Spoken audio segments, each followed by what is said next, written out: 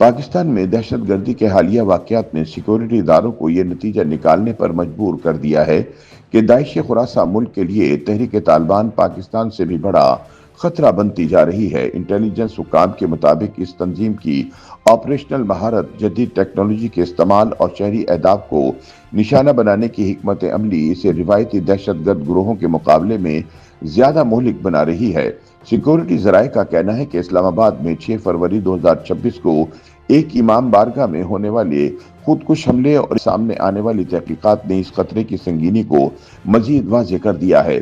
Security ذرائع کے مطابق 6 فروری 2026 کو اسلام آباد میں ایک شیعہ امام بارگاہ میں خودکش دھماکے کے صرف چند گھنٹوں کے اندر پاکستانی انٹیلیجنس اور قانون نافذ کرنے والے اداروں نے خیبر پختونخوا کے علاقے حکیم آباد نوشہرہ میں ایک مکان کا سراغ لگا لیا۔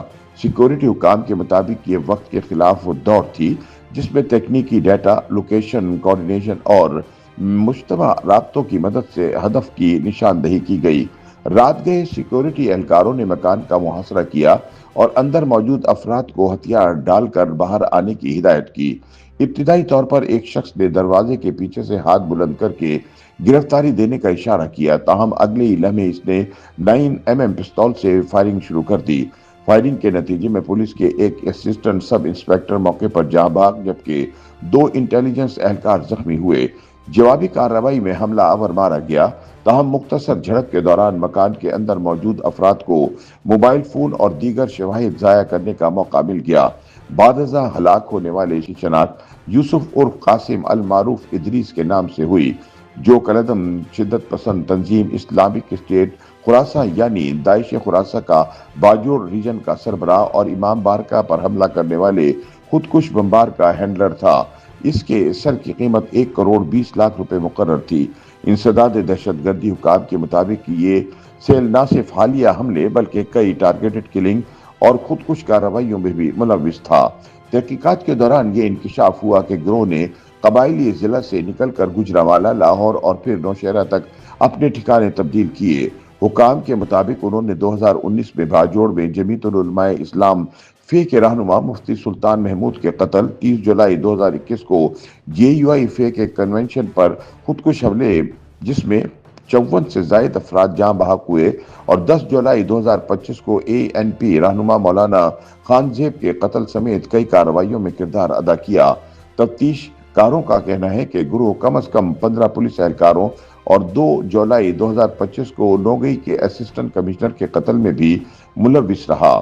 سیکورٹی حکام کے مطابق ادریس پیشے کے اعتبار سے درزی تھا اور طویل عرصے سے اداروں کی نگرانی میں تھا، مگر وہ مستقل مقام تبدیل کرنے، خواتین اور بچوں کے ہمراہ نقل و حرکت اور قلیل مدت کے لیے کرائے کے مکانات لینے کی حکمت عملی سے گرفتاری سے بچتا رہا۔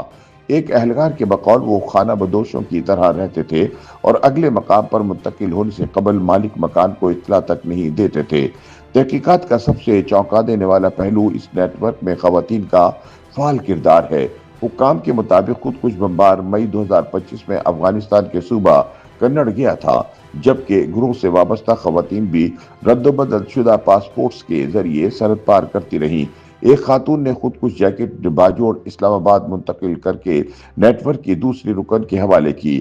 تفتیش کاروں کا کہنا ہے کہ پورا خاندان نظریاتی طور پر شدت پسندانہ سوچ سے متاثر تھا۔ سیکورٹی ذرائع اس نتیجے پر پہنچے ہیں کہ اسلامک اسٹیٹ خراساں کا نیٹ ورک پہلے اندازوں سے کہیں زیادہ منظم اور پھیلا ہوا ہے۔ اس کے روابط مشرق وسطیٰ، وسطی ایشیائی ریاستوں، افغانستان اور پاکستان تک پھیلے ہوئے ہیں۔ مالی لین دین کے لیے کرپٹو کرنسی کا استعمال، خفیہ مواصلاتی ایپس کا سہارا اسے روایتی شدت پسند تنظیموں کے مقابلے میں زیادہ پیچیدہ اور سراغ رسانی کے لیے مشکل بناتا ہے۔ انسداد دہشت گردی حکام کے مطابق صلاحیت، نظریاتی وابستگی، وسائل، آپریشنل مہارت اور بڑے پیمانے پر ہلاکتیں کرنے کی استعداد کے اعتبار سے داعش خراساں اب تحریک طالبان پاکستان سے بھی بڑا خطرہ بنتی جا رہی ہے۔ جہاں TTP کی کارروائیاں زیادہ تر سیکورٹی فورسز کو نشانہ بناتی رہی ہیں، وہیں داعش خراساں فرقہ وارانہ اہداف، سیاسی قیادت، مذہبی اجتماعات اور شہری مراکز کو ہدف بنا کر زیادہ خوف اور عدم استحکام پھیلانے کی حکمت عملی پر عمل پیرا دکھائی دیتی ہے۔ दिफाई माहिरीन का कहना है कि अफगानिस्तान में बदलती सिक्योरिटी सूरत हाल और सरहदी निगरानी के चैलेंजेस ने भी इस गिरोह को जगह बनाने का मौका दिया। अगरचे पाकिस्तान ने सरहदी बाड़ और इंटेलिजेंस बेस्ड ऑपरेशन के जरिए दहशतगर्दी पर काबू पाने की कोशिश की है, मगर हालिया शवाहिद जाहिर करते हैं कि दाइश खुरासा छोटे खुद मुख्तार और खुफिया सेल्स के जरिए दोबारा मुनज़्ज़म हो रही है।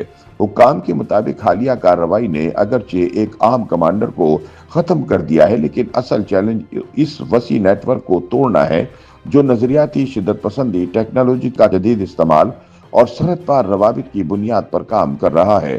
सिक्योरिटी इदारों के नजदीक यही वो अवामिल हैं जो दाइश खुरासा को पाकिस्तान के लिए एक उभरता हुआ और मुमकिन तौर पर तहरीक तालिबान पाकिस्तान से भी ज्यादा खतरनाक बना रहे हैं।